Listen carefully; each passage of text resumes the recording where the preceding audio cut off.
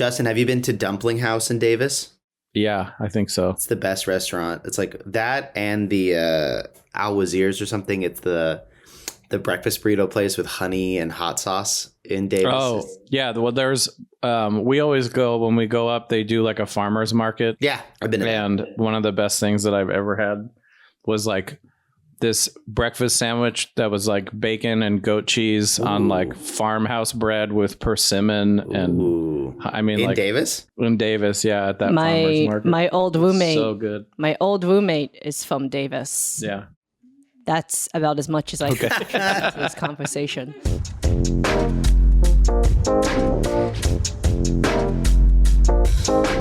On this exciting episode of the pod, we sit down with Justin Yates, a talented first assistant editor and VFX editor whose impressive career spans a wide array of projects, including first credits on Avatar: The Way of Water, Deepwater Horizon, and Draft Day, along with Detroit and San Andreas as a visual effects editor.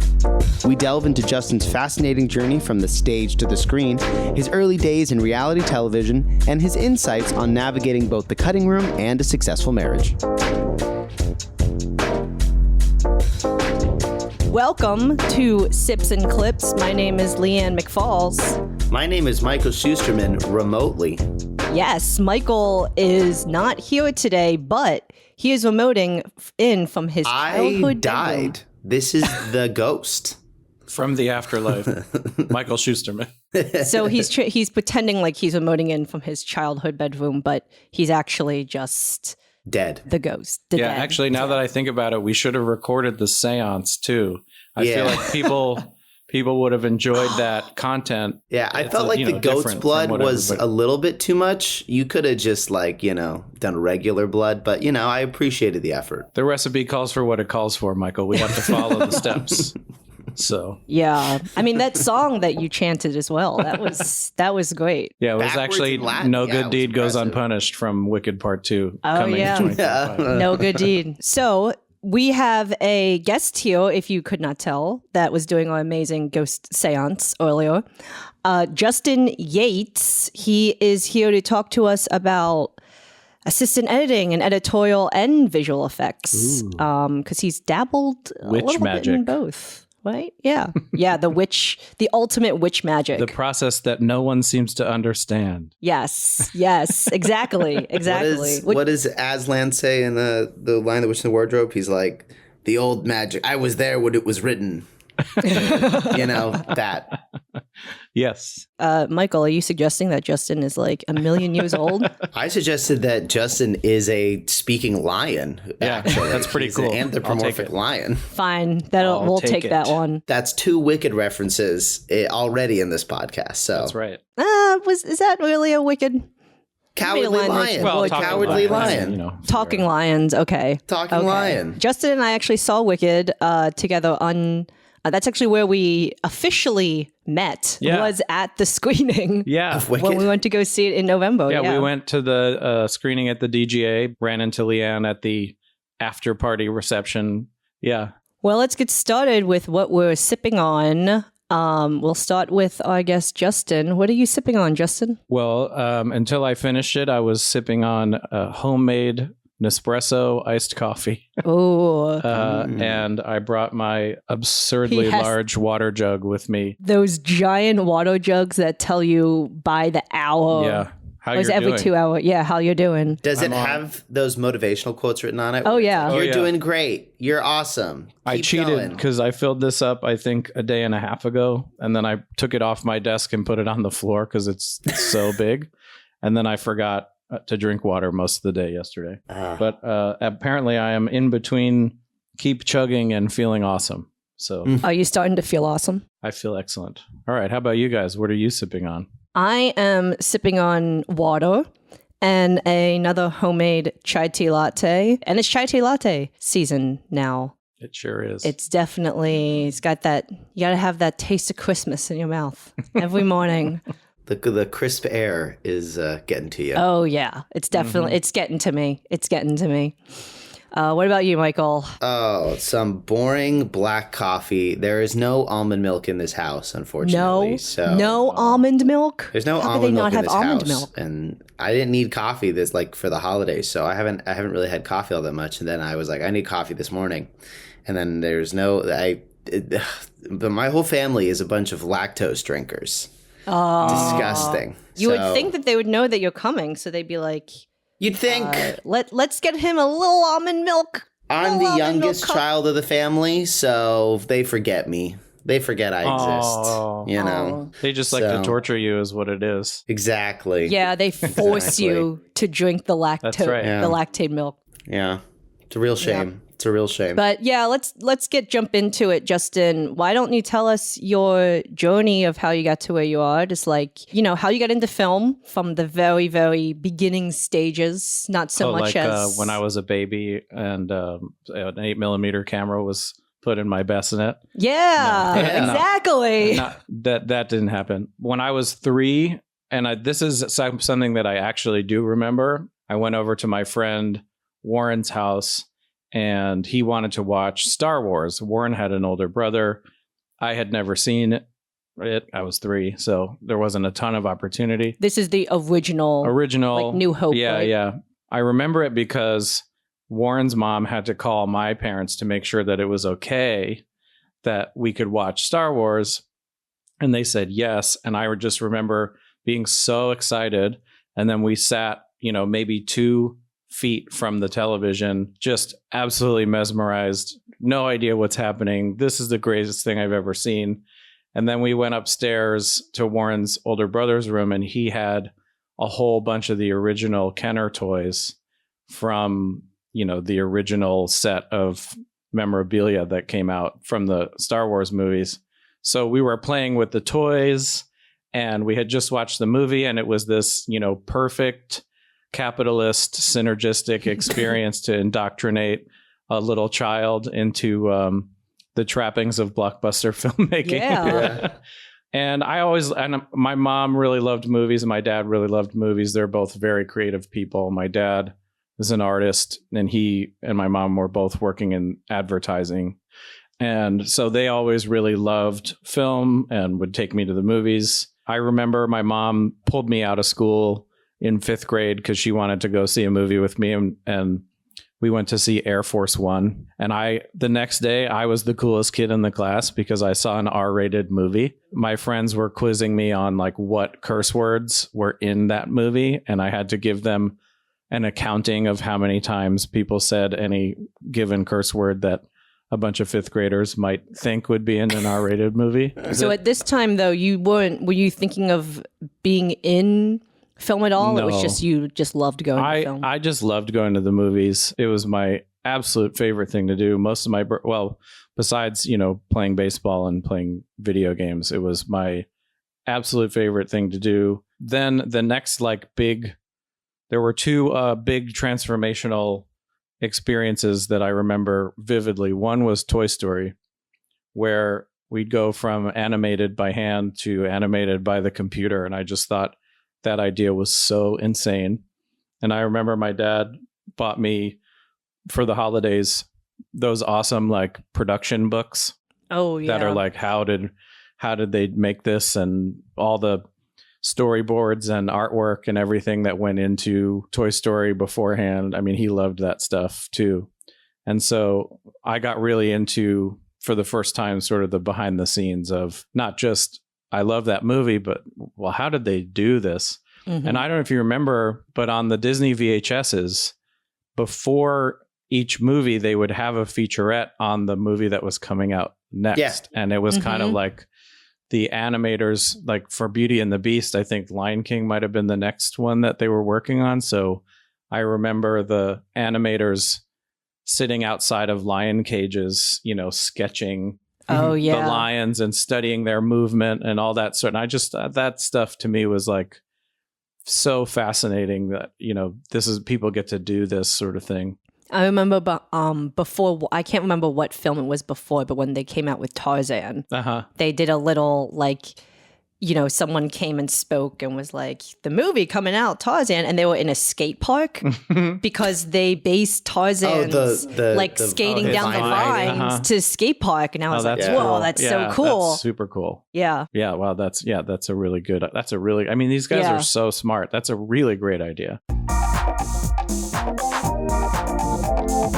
The next thing was sort of like a big milestone, and I wear this very proudly, was Titanic.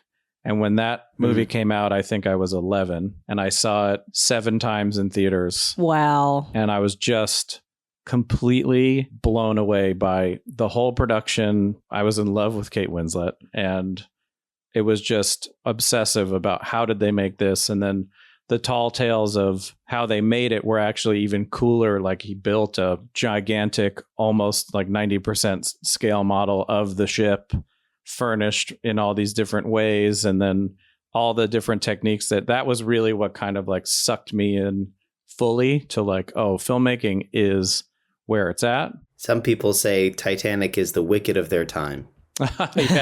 Yeah. I hope so. I've been wondering, and I mean no offense by this, but there's no like mystery or magic behind a lot of the superhero movies. It's just like CG, and it's very obvious. And I don't mean to disparage CG. I'm not one of those guys. In fact, I'm a staunch defender. However, its misuse and overuse and misguided use is something that I don't support. But I actually feel like the last time that happened where like I saw a discussion of filmmakers not sure how something was done was the hand shot from Way of Water. Remember that one? Yes. You know what that was about. Actually the funniest bit of inside our cutting room on that movie was when Reddit was trying to figure out how we did that shot. That shot set off a firestorm on the internet, and I distinctly remember that being like, this is the last time I remember me also watching a shot and other people watching a shot and being like, I can't exactly tell you what part of this is CGI and what part of this isn't CGI and what's going on here. Yeah, like, we knew we succeeded and that people were going to have their heads blown off by this movie when that became the discussion. And it's not so much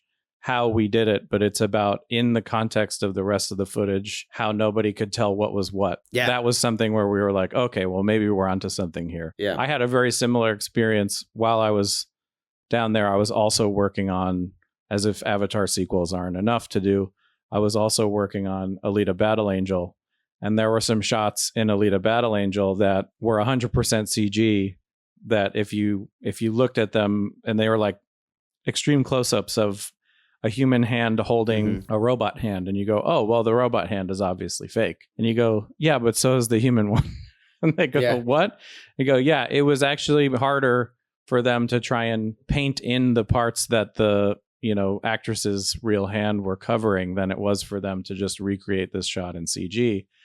And you go, oh man, this is going to blow people's minds because there might be a handful of those shots. But yeah, Titanic was really the Wicked of my time and a very divisive. I mean, there were other things too, like Forrest Gump. It was another bit of magic and, putting Tom Hanks in footage with old presidents and on talk shows and like stuff like that, where you're going, man, how did they Zemeckis do this? All that stuff was always just really fascinating to me. And I think where it really manifested when I was younger, I was not one of those people who like took out a video camera and made short films. I did theater and I acted and I was like a stage manager, very early on had that proclivity to get involved in like the process of putting a play on.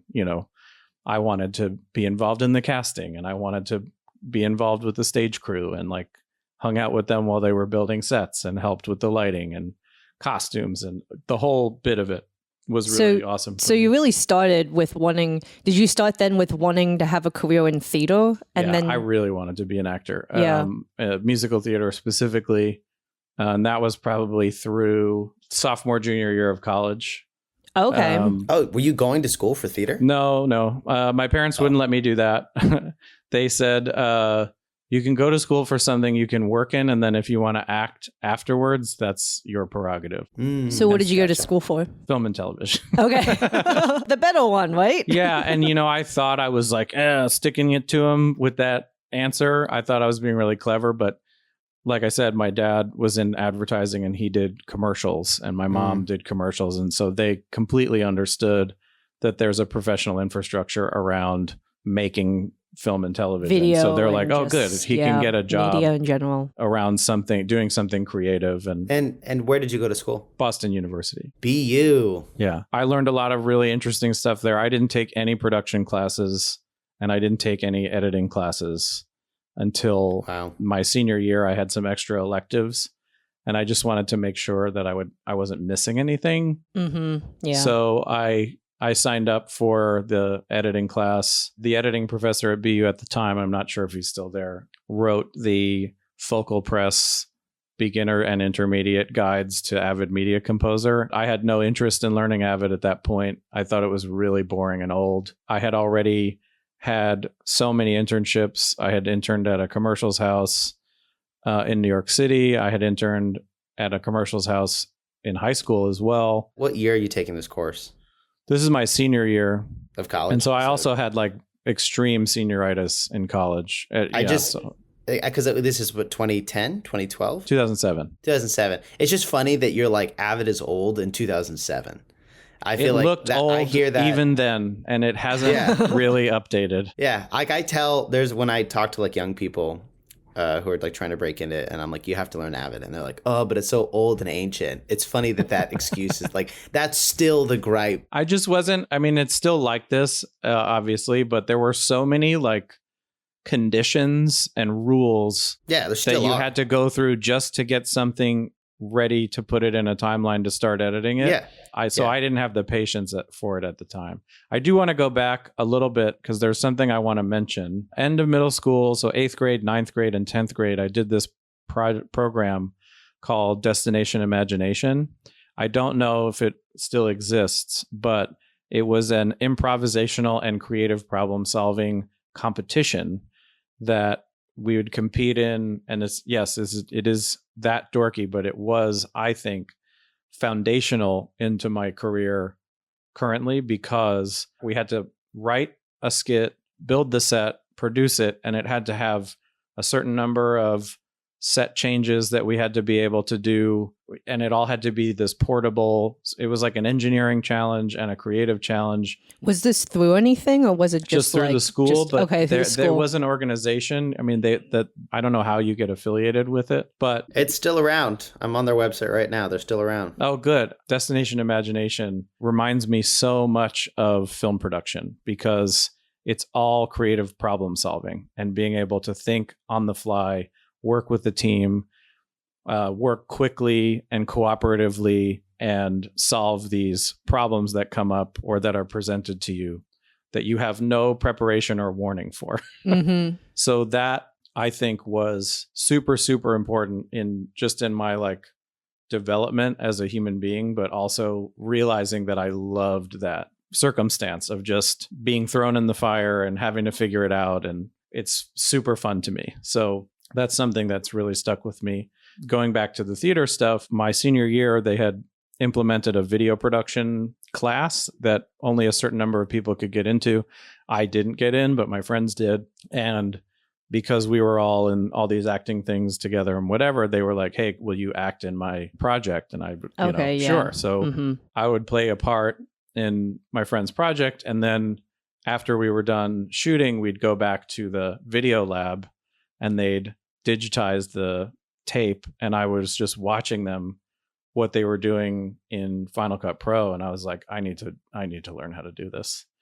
And so that's kind of where you got a little bit of the bug. This is what I want to do. And then our high school had a really cool senior year thing, which was the second half of senior year was an internship based structure. So we had to go find something we wanted to intern in, work there multiple times a week, come up with our own project that we had to complete, and then present like a thesis to our teachers at the end of the year. And I interned at a commercials editing house called Crew Cuts in New York City. And I remember they were working on Avid, and one of them was working on a documentary. One of the editors was working on a documentary, and they had at the time those 3 gigabyte sled drives that they had to shut Avid down, pull the drives out, and replace them with other drives to access different footage or parts of the project. Wow, yeah. And then 3 years later, I had an internship at another commercials house in New York City, where one of the things I had to do was help them e-waste all of that stuff. Wow. It's like probably a couple $1 million worth of equipment that 3 years later was completely obsolete. And then in college, I really didn't want to be doing what I was doing. I wanted to be an actor. So I found an extracurricular theater group. And what I would do is I would shoot the plays and then make the show DVDs. So okay, I had yeah.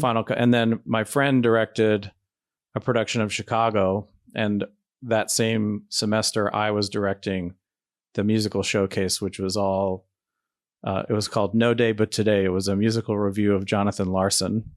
Where I took a lot of the music from Tick, Tick, Boom and also some songs from Rent. And I wrote a loose narrative about Jonathan Larson. Wow, yeah. Wow. Which was more just about pretty cool. Singing the songs.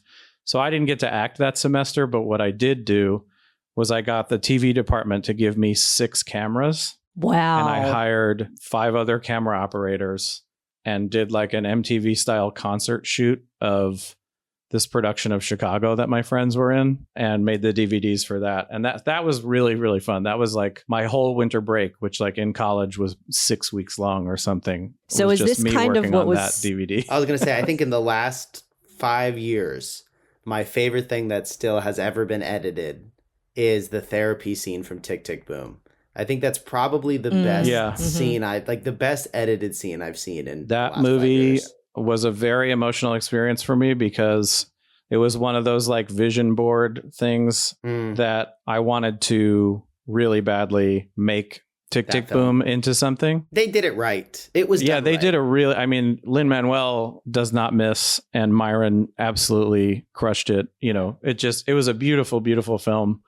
Everybody did completely right. And these guys have been a part of so many good stage to film musicals. Like In the Heights was great. Oh. Tick, Tick, Boom was great. Obviously Wicked. And I'm waiting for Hamilton. Yeah. Well, I mean, the live recording that they put up on Disney Plus was also like so good. Good. And I watched so many times during the pandemic. Just pump it into my veins. So what was the moment then where you decided like, okay, now I want to be in film, like as a job, as a career? Was all these just kind of building up to it and you're just discovering it? I think I decided in high school that I was going to work as an editor or in editing, because we talked about video games earlier. And one of the things that I knew about myself is I was really good at sitting in a chair for hours and hours on end, mashing buttons. That was something that like I was really, really good at. And I realized that video editing was pretty much that with the creative problem solving component. So I was like, oh, I can work at this. And, you know, my dad growing up, I watched him paint and draw on weekends, and then during the week sort of sell his talents to an advertising agency for like Crest toothpaste or whatever.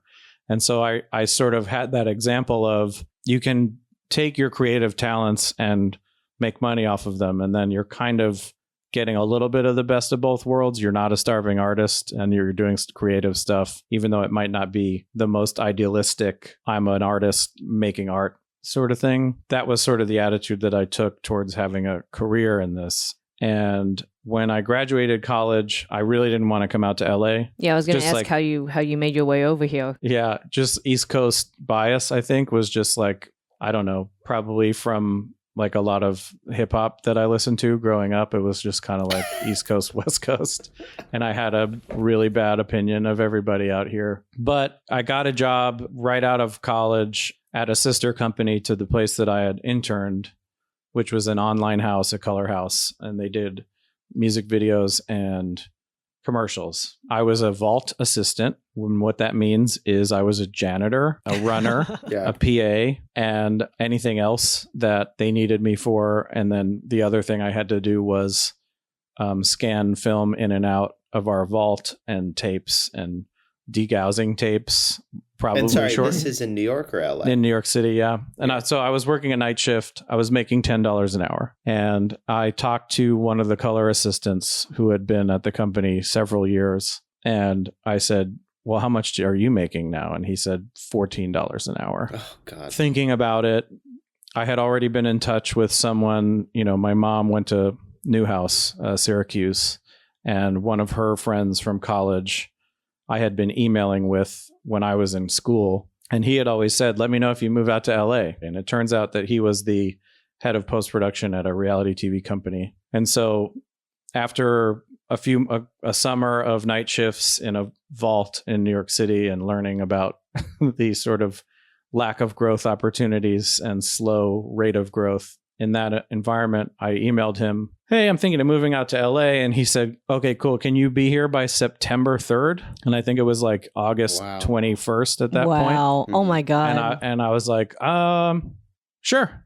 Yeah. So I packed up my car. He hired me sight unseen. And my friend and I drove out here. Was it hard to find an apartment? No, it was so easy. So easy. I lived in a gigantic 2-bed, 2-bath that I think we paid $2,100 a month for. Jeez. It's pretty good. At the time, I think it took us a day and a half to find an apartment. Wow. Mm-hmm. And then I PA'd on an independent film, filling in for my friend. While working at this reality house? No, but right before I started.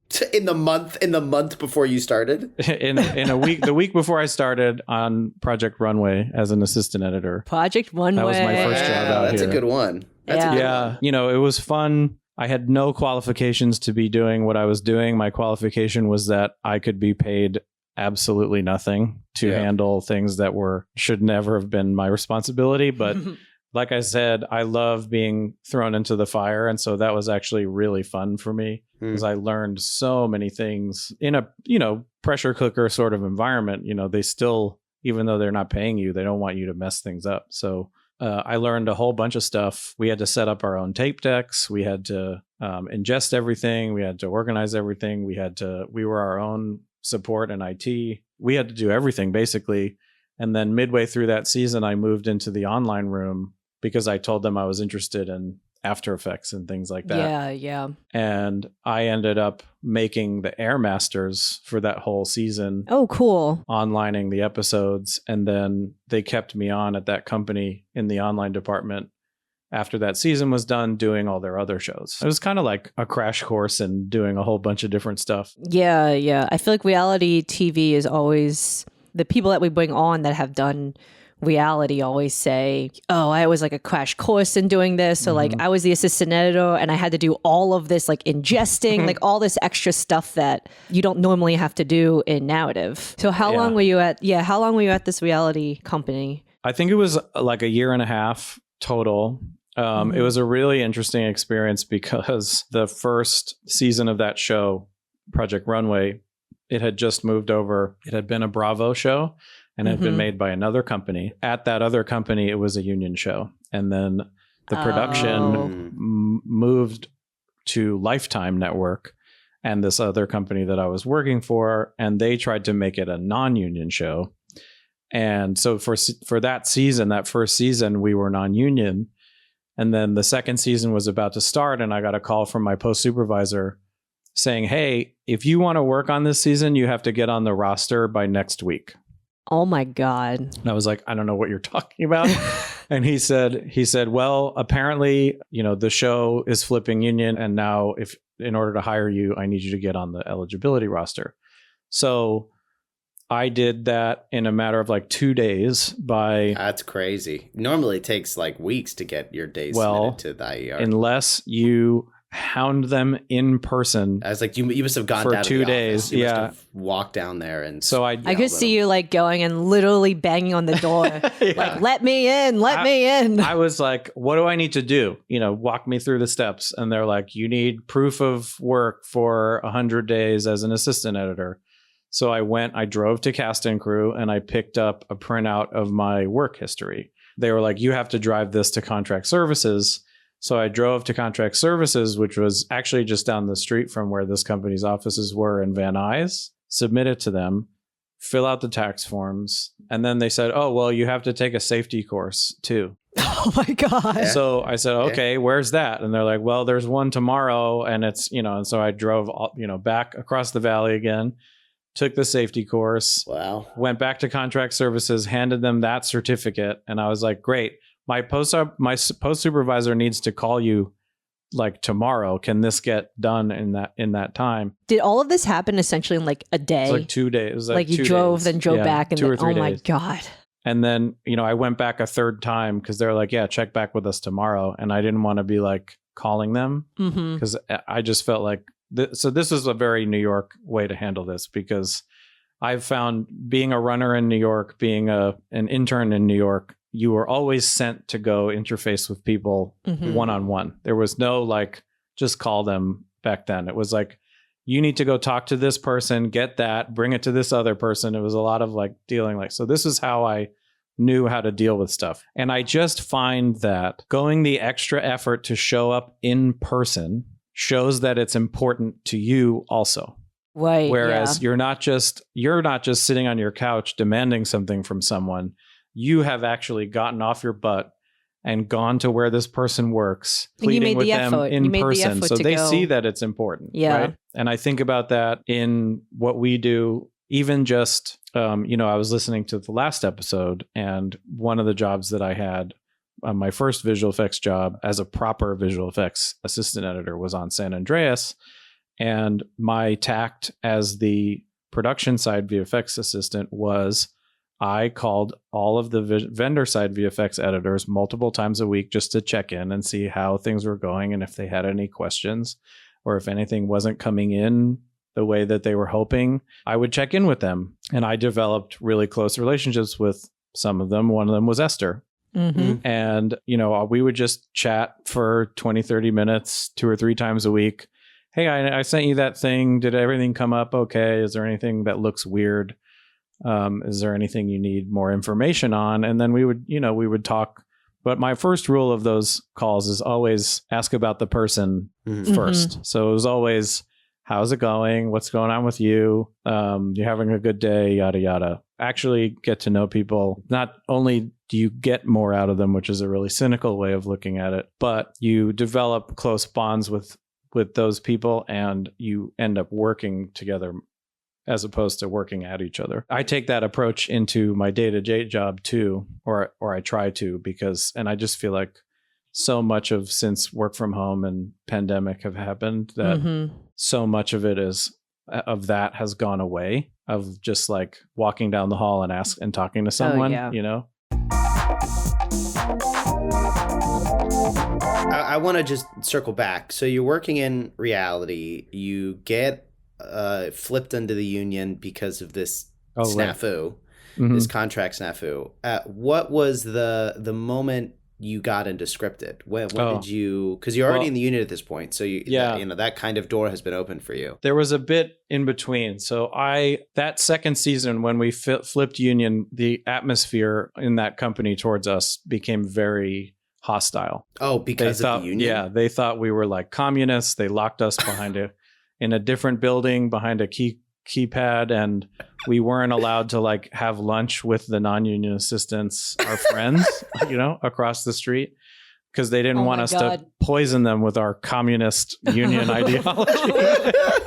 How dare you become union? That's so funny. Even on top of that, I just was really not having a great time, and I really was sick of working there, and I was sick of working in reality TV, and I thought, well, maybe I don't just like editing for editing's sake. Maybe it's important to me what I'm working on. Right. But at the time, I was also like, well, I haven't given acting a try, so I'm going to quit this, and I'm going to go take an acting class.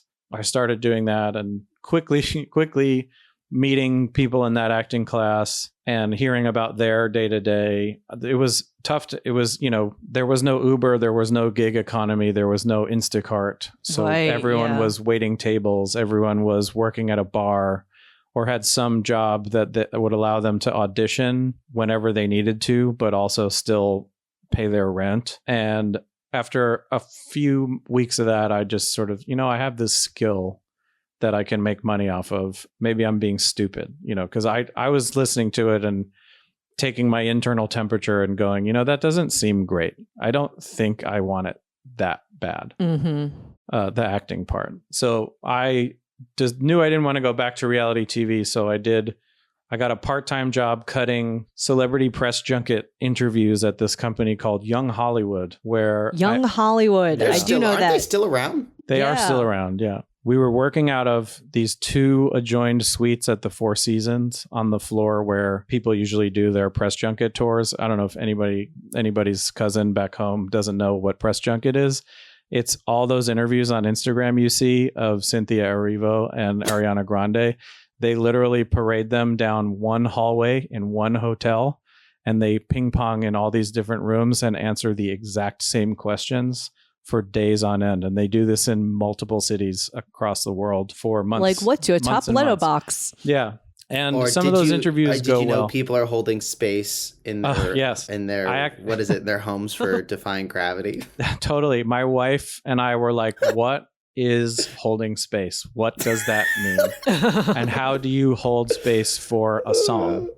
Yeah. So I asked ChatGPT. I would ask Myron. You could just ask Myron. Well, I just don't understand it in the context of a piece of media. Like it's supposed to be like I am being non-judgmental and patient and listening to someone's lived experience. And now people are talking about it like I'm holding space for that song feels like a perversion of what that term is supposed to mean. I don't know, whatever. I don't really get it, but I've loved Wicked since I was in high school. So I guess like I have a huge amount of space that I've been holding. You're holding for... I've been holding it. It lives rent free in my brain for decades now. Yeah. So you're doing press junkets. Yeah. So I was cutting those. That was about $100 a day. Did that lead into like what kind of like led you into your first big like actual career job? Right. And was it as a editorial assistant or was it a VFX assistant? So my first film job was as the apprentice editor on Battleship. Okay. And I got that. I love that movie. Yeah. Oh, thanks. That's one where they have all the old vets and they like man the ship at the end. Yeah, the old salts. Ships have too much tech in it. They hijack. Yeah. That movie's great. So that job came about. I had a connection with someone at Universal. So I determined upon myself, in knowing that I wanted to be in editing, to like get to the point where I was ready to handle the opportunity that I wanted to ask for, which is... And you're like in the union already, so it's going to make it a little bit easier. So I pulled that string. It was kind of I had gotten a 3-week jury duty summons while I was working 2 part-time jobs that I served as an alternate on a murder trial for, it was actually almost a month of not getting any money. Oh, geez, and I was absolutely broke. Mm-hmm. And my grandpa was sick at the time, and I was just, feeling like, what am I doing here? Mm-hmm. I'm broke. I should be home with my family helping out. I was ready to give up. And then I decided, okay, you know what? I'm going to make sure I don't leave here without pulling every string that I have, basically. Leave as in go, like before go back to New York and just sort of give up. So I told him what it was I wanted to do. And he said, oh, okay, well, I'll get you a meeting with our people in the post-production department. And I said, oh, okay. Turns out it's with the president of post-production. He sits me down and I'm thinking I'm going to have to like answer questions and prove that I deserve to be here and all that sort of stuff. And he just sort of said, well, normally we'd hire you as a PA. And then once you had your union days, you can be an apprentice. And I'm like, well, I'm in the union. He said, oh, great. Cool. So we'll just put you as an apprentice on this project. Wow. And I was like, what? What? And he said, yeah, the thing is, we're going to wait. There's another crew that's going to start at some point in the next year. And I said, okay, cool. Then I was like, I probably need to learn Avid. Yeah. Because I had not used it professionally at that point.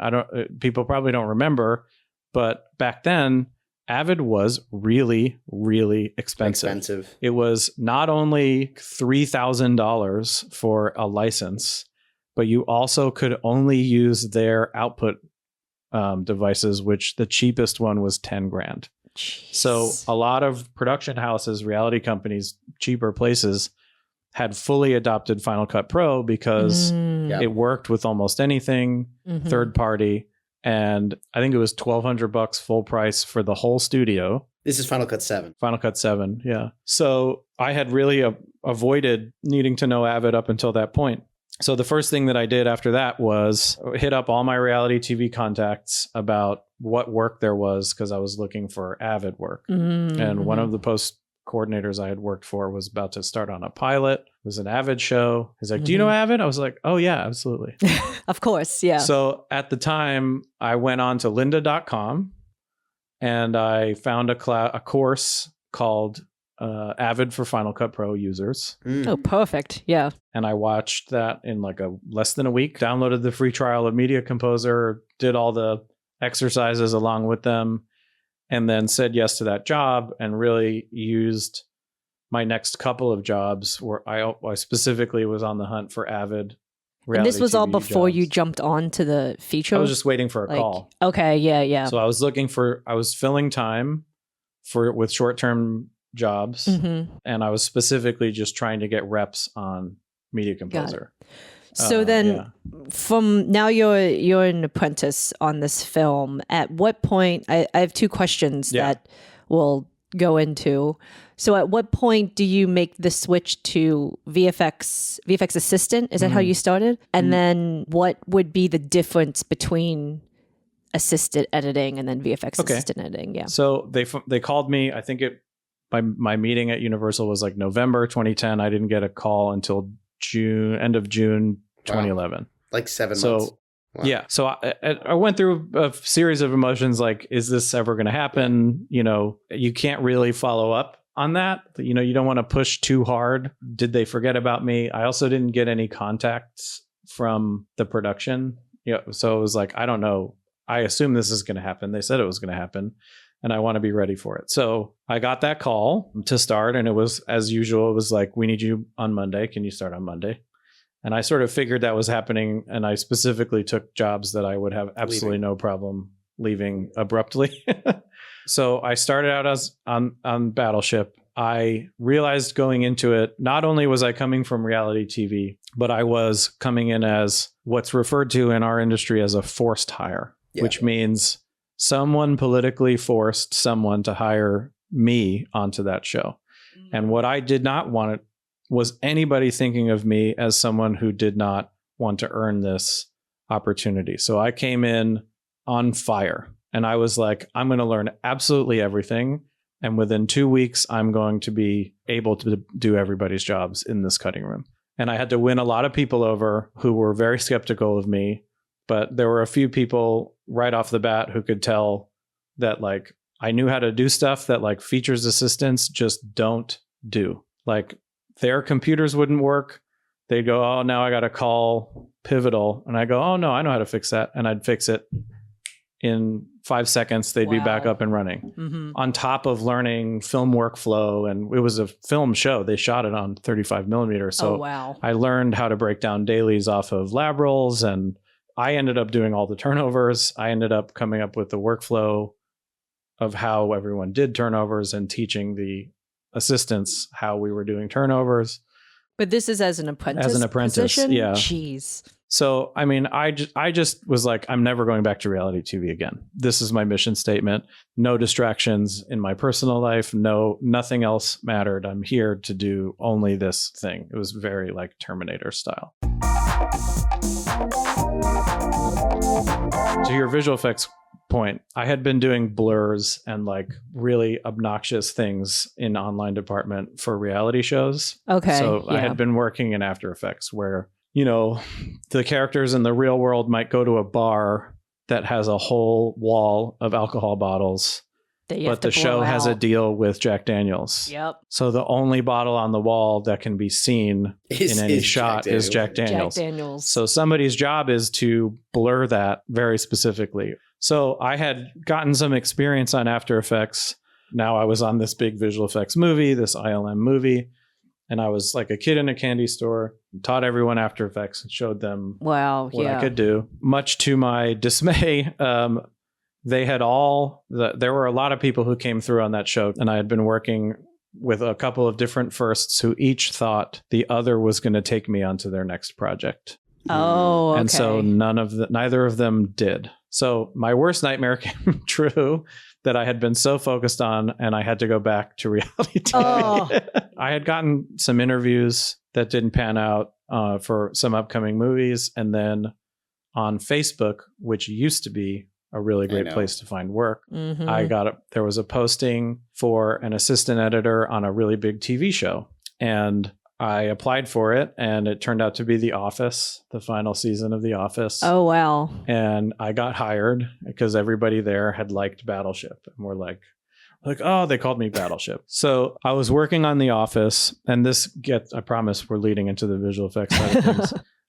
My second or third day on The Office, I get a call for a feature, and they need a second assistant to come on and basically only do temp VFX. Okay. So it's a little $8 million found footage movie we were doing for Disney. They did not have any money for a visual effects team, but they were gonna hire me. They had heard I was good at After Effects, and so they were going to hire me. What feature was this? It was called Earth to Echo. Oh, that's Leslie worked on that. Yeah, so I worked with Leslie. I love Leslie. She is the best. She's one of my favorite people. I think at least once every other podcast episode we have to glaze up Leslie and talk. She always comes up. She is the best. Industry. I learned just an unbelievable amount from her, and she's just the nicest and most generous and most and then that's how you got on Black Hat, I assume. No, so the first that I was working with on Battleship his name's Jason Gaudio, and he was the first on Avatar 1. Okay. Anyway, I was working with Leslie on Earth to Echo, and I was legitimately only doing temp visual effects. I think I did, something like 700 temp shots, designing phone screens, and I comped the little 3D model of the robot into shots and painted out wires, all this type of stuff. I basically got it screening ready. That was over several months, and Leslie was handling literally everything else. She was a one-woman wrecking crew. Like, I've never seen anything like it. It must have been so insanely stressful. But whenever I was free, I would help her with turnovers and help her with whatever else, numbering, visual effects, things like that. So then I got Draft Day, where I was again hired as a second, but specifically to temp visual effects. And is that because somebody had heard about what you had done on Earth? Well, I had worked for one of the first, Rob Molina. I had worked with him on Battleship as well. And so he called me. I got pulled onto Draft Day when Earth to Echo was done. And why aren't they hiring you as an assistant VFX editor? Why are they hiring you as a second? I don't know. I mean, they could have very, very easily hired me under either one, but they used me for multiple things. Okay. I was doing dailies and comping and doing turnovers, and on Draft Day, I was doing everything because so they were really bringing you on as a second assistant. Yeah. But it sounded like that they were being very specific about you'll do your second assistant duties, but we do really need you to also do comp. To prioritize this. Yeah. So that was sort of what my calling card was evolving into, was I'm really good at comping and I can do everything else. And so I did Draft Day, and then I stayed on with some of the Draft Day crew to do production as the VFX editor on Men, Women, and Children. And then Jason Gaudio, the first that I met on Battleship, was on Black Hat, and he needed someone to work a night shift and turn over the movie every single day. And so he's like, I think you would, I trust you to do this on your own. I know you're good at this stuff. It stinks that it's a night shift. And I was like, yeah, sure. That sounds cool. He's a legendary director. We have this saying that all roads lead back to Rampage. I feel like it should start to evolve into all roads lead back to Black Hat. Well, all roads lead back to Michael Mann. Yeah. But what does happen though is you end up, if you're there long enough, working with half the town. Yeah, because everybody gets a call to go onto this movie at some point. I got to work with an insane amount of amazing people, and some of them are still some of my best friends in this industry, because you really do bond under that sort of atmosphere with people. So I was on Black Hat for 8 or 9 months. I worked with a million music editors, a million sound designers. And Chris Voutineus was on the show too. Yeah, Chris V and I worked together on that. He's awesome. We just interviewed Chris on the podcast. Oh, great. Mm-hmm. Yeah. He's the best. He's the nicest and so smart and so good at it. And yeah, it was just kind of like, it was tough and the hours were bad and whatever, but everybody I was working with was so great that it was just kind of like, well, we're here and let's make the best out of it.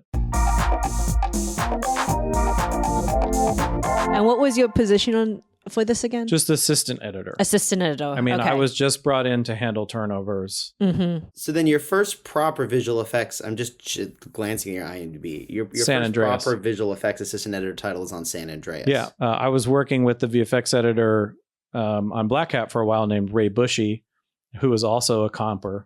And so he and I would just geek out about After Effects and different things. And I got a call from him that he was going on to San Andreas and he needed an assistant. Would I be interested in that? And I said, yeah, absolutely. So then now that we're in VFX Now land. that we're in VFX land, why don't you kind of explain the difference then between being an assistant editor on picture side and then being a VFX assistant? I mean, you were a little bit like describing it, but what's a count sheet? What other tasks are different than assistant editor? Sure. The first thing that I'll say is that now that there's an official VFX editor classification, these are all jobs that are supposed to go to visual effects editors and not assistant editors. Yeah, anymore. This is a brand new thing. Yeah, this is brand new. But just happened. At the time, there was no classification. So what the visual effects editorial team on a production side is supposed to do, our primary job, is to advise picture editorial on visual effects elements and visual effects shot construction, liaise with the visual effects producing team.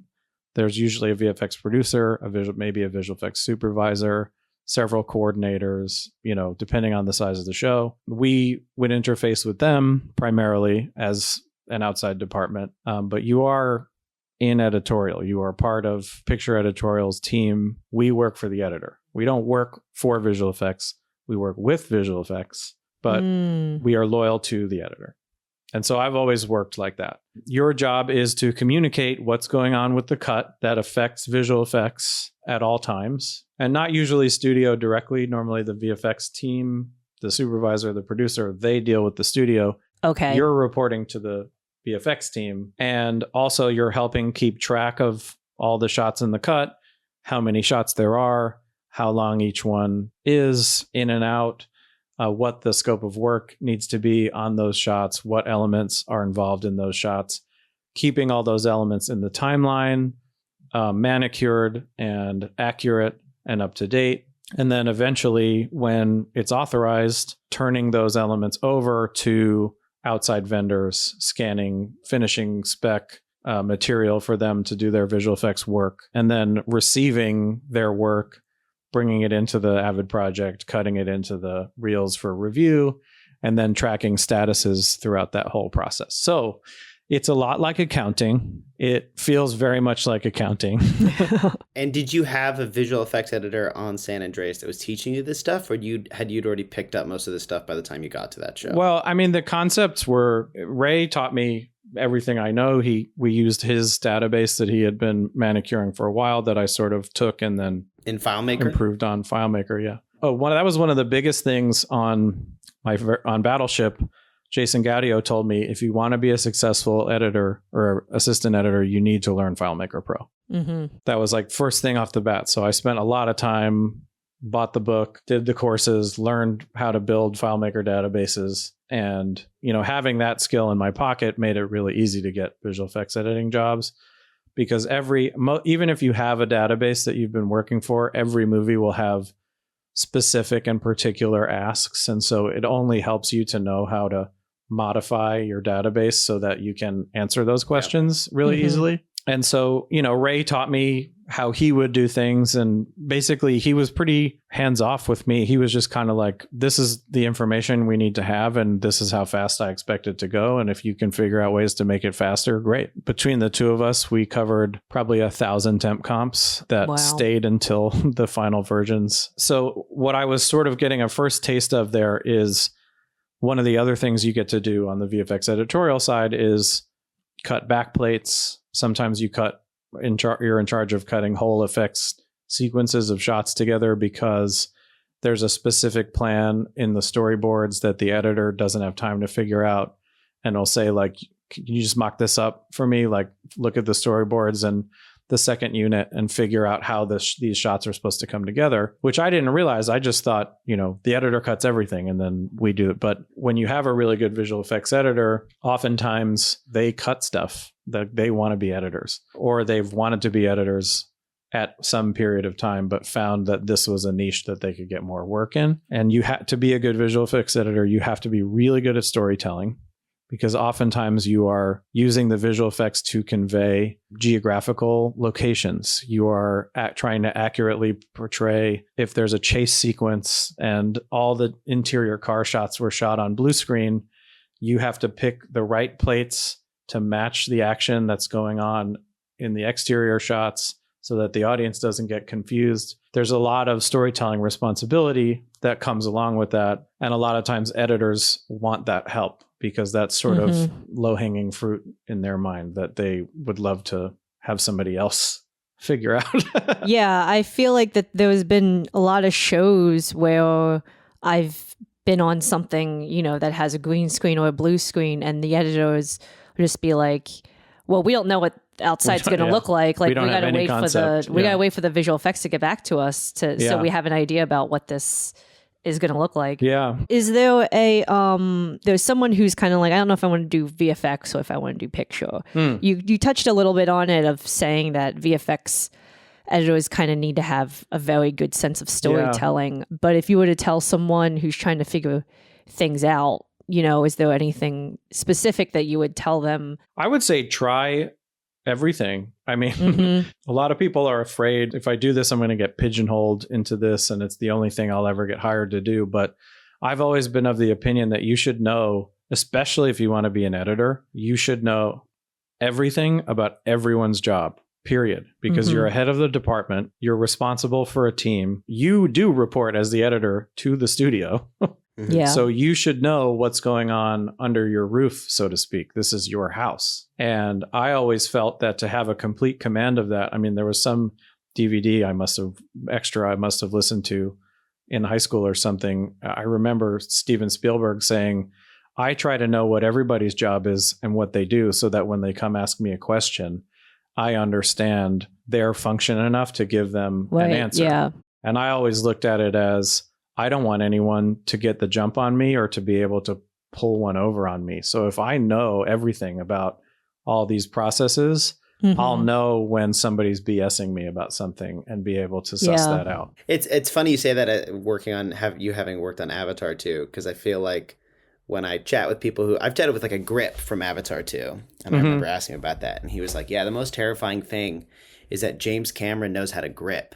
So if you do something wrong, he'll walk down and fix your C-stand because you set it up incorrectly, and talk about the most embarrassing thing in the world, that the director of the film recognizes you can't set up a C-stand correctly. Oh my God. And I think about that as like that's like the ideal to strive for. If you break that down, as like an editor should be able to, metaphorically set up a C-stand. Totally. Right? At the very least, a top level first assistant should be able to set up a C-stand. Right. And for a long period of time, just wanted to be the best first assistant that I could ever possibly be. So I wanted to know everything about everything. And Jason Gaudio is someone that bounced back and forth between first positions and VFX editing positions. A lot of times people would take VFX editing positions as credit because you can get a higher rate. And then sometimes they'll pay you out of your loan out corporation as a VFX editor, but they won't as a first.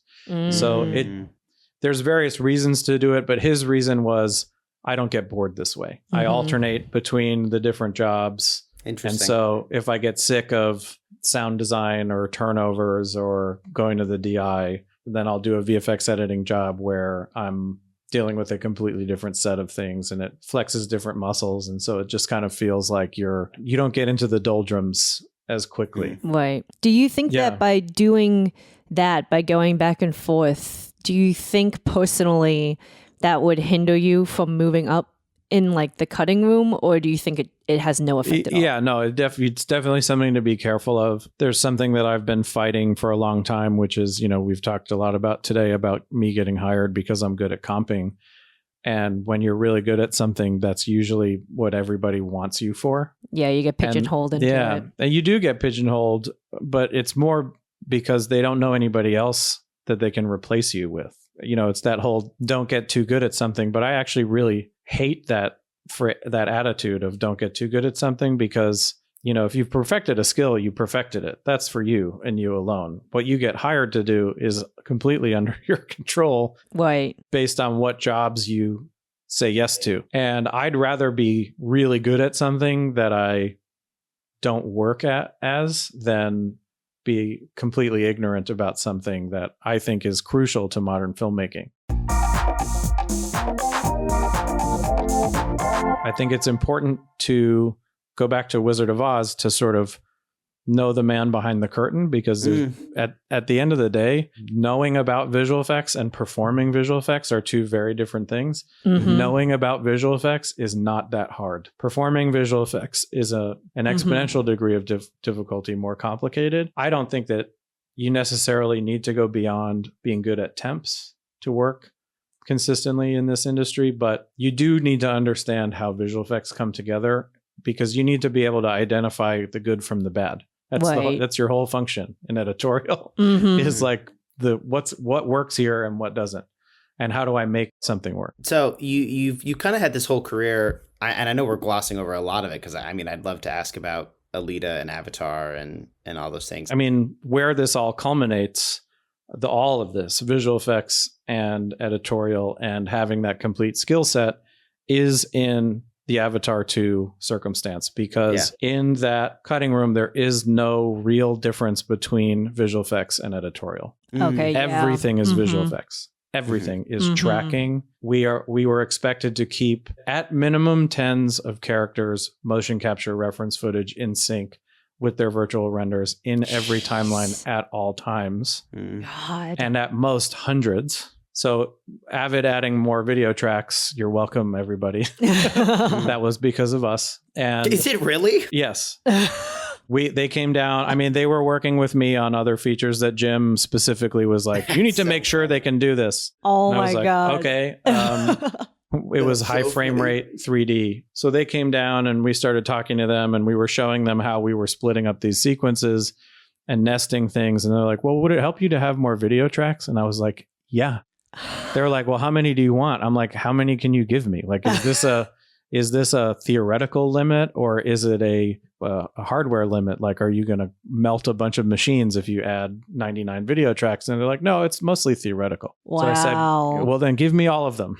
I want them all. So where that marriage comes in is in a movie like Avatar, where I think every shot save two were visual effects. There were only two. There were two shots that weren't. Can you divulge, or is that a secret that you'll take? One of them is not so hard to spot. One of them is is just a human soldier getting shot on our set. Oh, okay. So that's easy. No visual effects. Wow. And then the other one is a POV of a character staring into at the sand underwater. It's just somebody with a camera under the surface of the water. And everything else had some component of visual effects in it. Wow. And so, where I started to see The Matrix was working on that movie and understanding editorial in a completely different way, where every component is manipulatable, is changeable, is combinable, you're not locked into anything.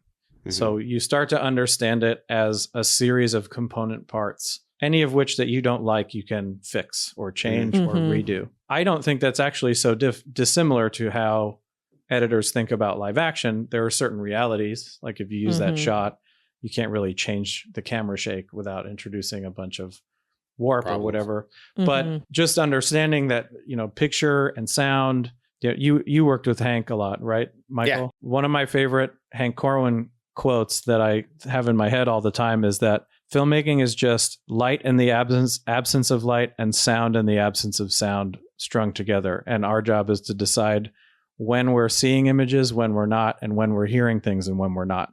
And that's it. That's all that it takes to make a film. And I like to think about it like that, because then I don't feel limited to the constraints of like, well, I have to use this shot because.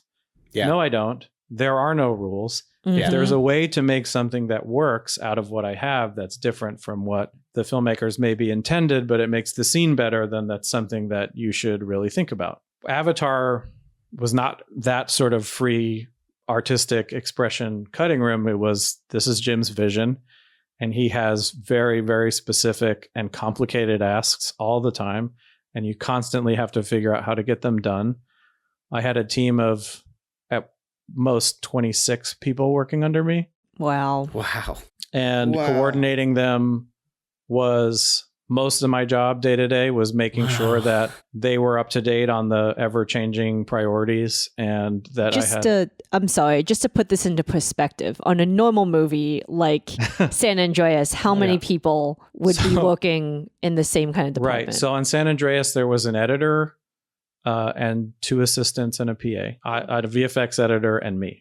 And that was it. So on a normal movie, it would be like 6 people. 6 people. On Avatar, there were 26. 26, not including the picture editors, which would bring it to 31. So my God. Yeah. So quite a lot of people. And we had an in-house sound designer for a lot of those years. At one point, our head of motion capture engineering came up to me. We weren't even done shooting yet. And he was like, if we strung out every frame of footage that we've shot for this end to end and press play, it would take 2 years for us to get through all of it. Oh my God. Now, a lot of it you're talking about, we had 16 reference cameras on certain motion capture takes. So you're talking about a lot of reference camera footage, but it was an immense undertaking. That's where I started to see the matrix of filmmaking, and also where I realized about myself that I definitely want to work towards being an editor, because I felt like I had a sort of top of the forest, middle of the forest, bottom of the forest level understanding of how this all goes down. That's a perfect segue into our next question, which is basically like, now that, we like to ask, young editors, people who are trying to make that jump, or people who have just made that jump, kind of how it's going, what's your philosophy in going into it. I think lots of people have different ways that they approach making the jump. So we're always curious to ask about what individual people's are. So for me, I want to cut big budget feature films eventually. That's a really tough, I usually say, like, there's only so many people who can play shortstop for the Los Angeles Dodgers. Like, there's only so many positions available in these things. Right now, what it looks like is cutting short films and independent films. I got some advice from an editor that I have worked with a few times, who said, the way he came up was he was cutting things and working on studio projects, because he was in the room with producers who he could tell that he was cutting things. And so when it came time for... As an assistant, I think at the time he was getting additional editor credits and things like that. What I'm doing is the same thing. I'm doing both. The reason is, if you want to just cut, then it's important to cut. It's important to get those reps. It's important to learn and practice. And I think working on the Avatar sequels, working on so many projects at once, having so many balls in the air, having to compartmentalize for that amount of time, got my brain to a place where I can handle those things. I can switch very quickly between the different modes. You need to cut anything you can get your hands on, because you need to develop a cachet. Some of it it's going to look really bad, but I like to say you can take something from every project, even if the project is like unimpressive, or maybe the footage looks bad, or the acting's terrible or something. You can learn something from every thing. And then also just making the connections, because one of my biggest tenets in this industry is don't be an asshole. It's a really small town. You never know when someone is going to all of a sudden be doing something that you do want to be a part of. And if you were a dick to them, yeah, then they will absolutely not want you to work with you again on their next thing. So don't judge what it is that you're looking at, what's in front of you. Try and make the best out of that thing. Like, don't be a snob about it, is what my mantra is, like, because I don't know. You don't know what any opportunity could lead to. That's what I'm trying to do. It's really not easy. It's a lot of working every scrap of time that I can find to be working on these projects. Do you have an agent? I do have an agent. What was that process like? I had a couple of different interviews with different people at UTA, and I hadn't heard back, but I was still on Avatar, and it's kind of like, I didn't know I was even going to leave at that point. It was just kind of like a exploratory conversation. And then I met with a different person who had just come over from being a post-production executive at Blumhouse. They had hired her at UTA specifically to focus on post-production talent. I got a meeting with her through a friend of mine from college who was at UTA.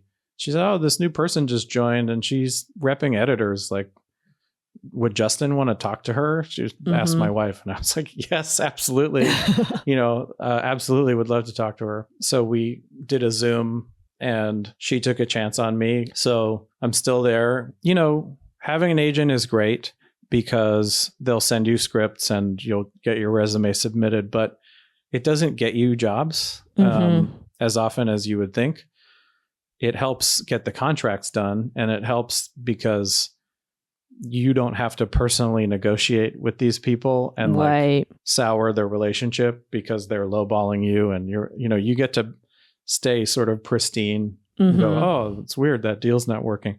But what it does do is gives you access to some projects that once you have the cachet, then, because like when they first signed me, again, why would anybody look at me? Seriously, I had no editing credits. I had no samples of work. But as you build that stuff up, then you have people who they rep directors, they rep producers. Oh, there's this project. That kind of sounds like something you'd be into. And then this thing that I'm working on the side comes about where it's like exactly my type of film, exactly something that's ripe to take a chance on a younger editor because they can't offer a good salary, Right, yeah. So you just mentioned your wife. Yeah. We're going to transition real quick into this relationship part, which we haven't in a while. It's been a little bit. Part of the episode. Been a little bit. I guess not dating, the relationship part of the episode. And as you were just saying, you were super busy trying to become an editor and editing while also trying to making a living and having actual money come in. So you and your wife have been married for how long? Oh, 6.5 years. 6.5 years. Yeah, so what were you working on when you guys decided to marry? To get married, we got married when I was on Avatar. So so this is the question that what was that like to be juggling planning a marriage and then just first years of marriage, but you're an Avatar that's working, So it's not the easiest career to have successful relationships in. Like most of the people I've worked with have had at least one divorce, and it's not great. But I think things have changed a little bit since COVID and since the pandemic in ways that I think are more beneficial to relation. My wife and I met when we were 18 years old. Okay. We weren't so you guys go dating way that whole back. time. Yeah. But we started dating pretty much right after I got done with Battleship. We'd been together before we got married for several years as well. And she used to be a post coordinator. So she sort of understands what I deal with and why, in the sense that doesn't mean it doesn't try her patience. And what does she do? She is a screenwriter. Okay. And so she keeps writing hours, and work is inconsistent and hard to get. So, it helps because I need to work because we need to pay our mortgage. So that's something that's like necessary evil that, we don't even really discuss. Like, can't you take an easier thing that I try not to go on location if I can avoid it. I try to work for editors who I know like to go home at the end of the day. But you can't always avoid that stuff. And I think that communication is a really big part of it. And one part that I struggle with even is you never know when you're going to have to be working late. And so she'll always ask me, how late are you working? Right. And it's always like, I don't know. Mm-hmm. I mean, on this job I've been on, it's been really nice and everybody likes to go home to have dinner with their families and stuff. So it's been really consistent. But on a lot of other shows, you might get a turnover that you have to do at 7 p.m. that you didn't know about until 6:55 p.m. Right. So it's just like, as soon as you know, tell them. I've been doing this for a long enough period of time where I can sort of read the tea leaves. Mm-hmm. And so I'll bias on the worst case scenario and say, like, I'm getting the sense based on what I'm hearing today that it'll be a late night. It could be a late night. So I would not expect me home for dinner. I will let you know how that all plays out. But it's trying to give as early of a warning as possible. Mm-hmm. The same way, honestly, that I deal with it with my assistant editors who work for me too, is just going like, I just want you guys to be aware that like this is a possibility tonight. It doesn't mean that all of us will have to be here late, but it sounds like this could come down, even though they haven't told us this yet. So dating is really tough. I don't advocate, although I've seen it happen successfully, assistant editors dating other assistant editors. Okay. I've met a lot. Yeah. I've met a lot. Some of them had very happy marriages. I guess you have to be on the same page with your significant other, no matter what it is you guys do, know? So as long as that's okay, and they've talked about, it's really just about what you've all agreed to. If you can find people who are behind what you're trying to do in your life and your career, and you can support each other in that, and then also being respectful of your significant other and what they're asking of you, to give them as much of an accurate heads up on what your day-to-day looks like, if you can, or your week-to-week. I mean, my wife at this moment is 26 weeks pregnant. So we're also going to be doing congratulations. The parent thing. Thank you. We're also going to be doing the parent thing in March. So that'll be a different added challenge, and it's going to reshape how even I think about working and what I need to be available for in an even different way. But communication is always the answer. And that goes to like, here are my goals. Here's what I'm working for. This is what I really want to be doing. And then also like, the people that I work for are like this, there might be some late nights, blah, blah, blah. I'm not happy about it. There's really nothing I can do about it. So I think it's important also to know you're not going to get fired, or your career is not going to get ruined for having a life. You're going to get fired for making repeated mistakes, for not caring about the quality of your work, for not communicating stuff that you have in advance. But you're not going to get in trouble for, it's my wife's birthday and we want to go out to dinner, or we bought these concert tickets. Like, you just have to be respectful to the people you're working with and for, but also stand up for your life. Like, your life is important, and your job is not your life, and it should not be your life. And I try to live with a sense of, if I didn't do this thing, or if I miss this thing for some turnover, and I'm 75 and I'm thinking about my life, and am I going to be pissed because my post supervisor was annoyed with me because I couldn't do the turnover until the next morning, or because I missed my sister's high school graduation? Right. Yeah. So like, you have to think about it like, what's important to you, and then really fight appropriately for the ability to experience those things about life. It's not just about filmmaking. It's an anxious place to be in, but when I am in charge of a cutting room, I always tell people, put whatever you have on the calendar so that we know about it, and go to those things. Like, I will often cover for people who need to go to a concert or whatever, because I think it's important that from the top down, you set an example that it's okay to live your life. And then when you have to go on a vacation, or you have tickets to a concert, you're not asking things of your crew that you wouldn't do yourself. And that can often be the difference in getting a divorce and not getting a divorce. Absolutely. Cool. Well, on that note, yeah, I think that was a good note to wrap up here. Thank you, Justin, for coming to My our pleasure. episode. And Thank you guys. We'll catch you guys next time on Sips and Clips. On Sips and Clips. You keep on sipping and we'll be clipping. All right. All Bye. right. Bye. Thank you. Sips and Clips is a podcast produced by Leanne McFalls and Michael Schusterman. Graphic by Max Schulman. Sound mixing by Ian Hanna. Sound editing by Zach Griffin. Follow us on Instagram at Sips and Clips Pod. Don't forget to rate, review, and subscribe.